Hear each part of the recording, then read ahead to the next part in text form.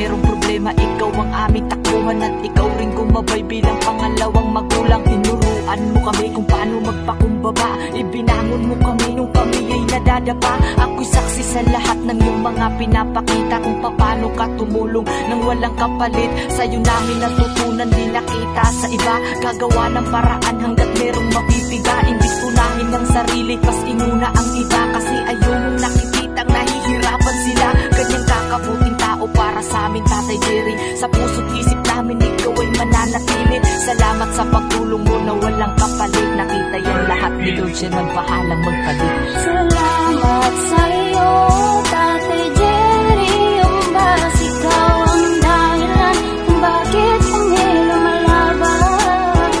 Dahil ikaw lang ang nagturo ng tamang daan sa tuwing hindi nahihirapan.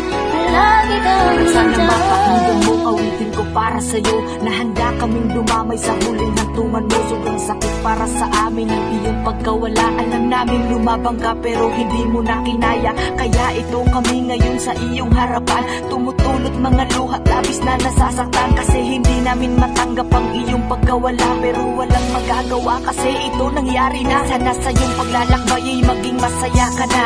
Huwag kang mag-alala, di ka namin malilimutan. Ikaw ang dahilan kung ba't kami ay lumalaban. Lahat ng yan, Tatay Jerry, sa'yo namin natutunan. Salamat sa lahat ng iyong kabutihan. Kung di dahil sa'yo ay hindi namin natutunan. Salamat sa pagtulong mo na walang kapalit. Nakita yan lahat ni Lord, siya nang bahalang magpalit.